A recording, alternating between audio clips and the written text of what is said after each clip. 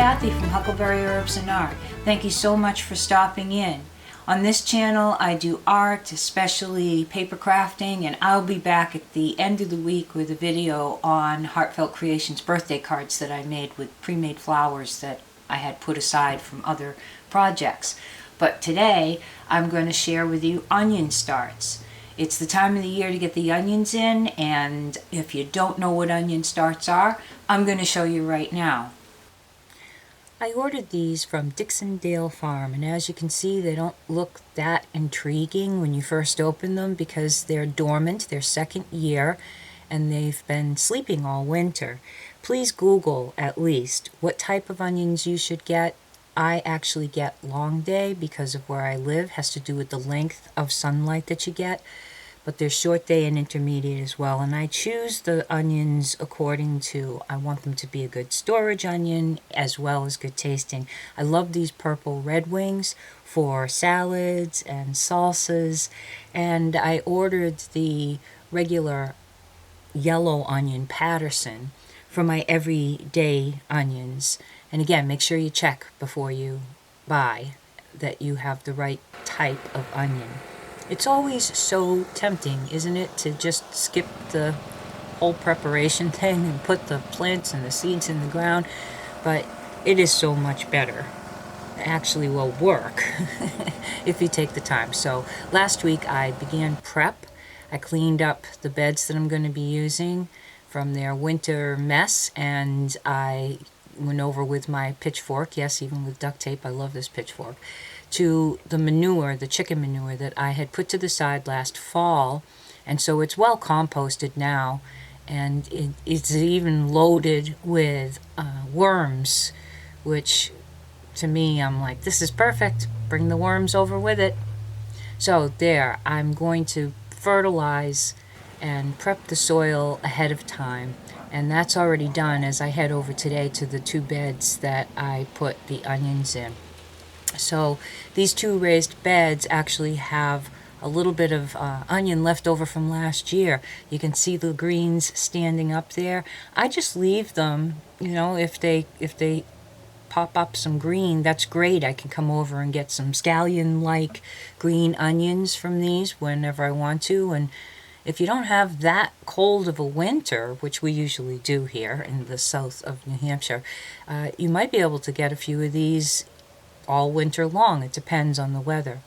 So all I'm going to do now that the soil is actually fertilized, prepped, composted, I'm going to just pull back the dirt a little bit, just make these little mounds all the way down.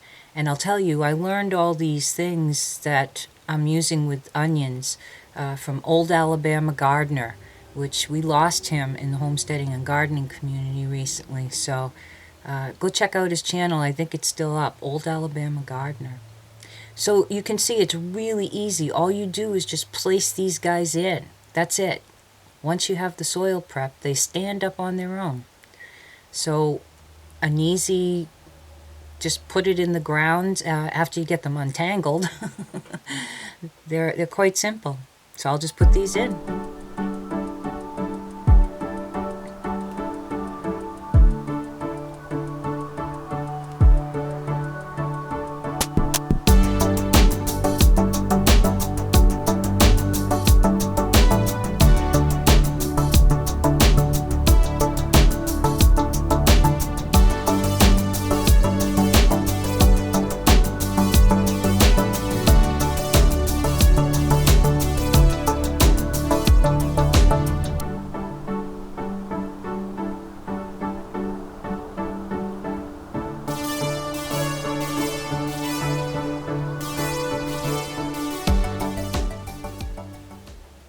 So mine are planted pretty close. If you want larger bulbs, you might separate them a little bit more. This is ammonium sulfate. You can see the numbers on it. The first number is 21. That means really all it's going to do is put nitrogen in. And notice I'm not putting this on the onions themselves. I'm putting them on the top of the mound. I'll try to leave my Amazon affiliate link if you want to get some of this. It makes a big difference. These guys are hungry, hungry, hungry. So if you get some more nitrogen to put on them, they're going to do much better. But I'm not pouring it right on them, I'm just putting it to the side. The next thing I'm doing is adding some straw, and I have to tell you, I am so concerned about anything that I put on any garden projects these days because I'm afraid I'm going to add glyphosate. I have no way of knowing. As a matter of fact, if you're in southern New Hampshire, you know a really good, reputable place to get organic soil, straw, hay. Leave it in the link below because I'd love to be able to check out some people in my area. Glyphosate, yeah, it's all over the place now, and unfortunately it does inhibit growth of a lot of things, and it's not good for us to eat, but it's showing up in all kinds of products, and many of the gardeners and homesteaders and farmers all over the world actually are very concerned about adding that to their garden. And here's another step that's really tempting to skip, and that's water them in. I know that it's going to be raining over the next few days, but I'm still going to do this. Listen, don't forget to sub and thumbs up. That helps me out. And watch for my upcoming paper crafting video. I'll be doing a couple of birthday cards, and I still have my huckleberryherbs.com store. If you want to go over there, there's still some Heartfelt Creations and little Gina K and Waffle Flower. In the meantime, we'll come back and check these out and see how they look in a couple of days and do an update. I have some daffodil videos coming up. There's daffodils ready to go on the stand. So, till next time, God bless.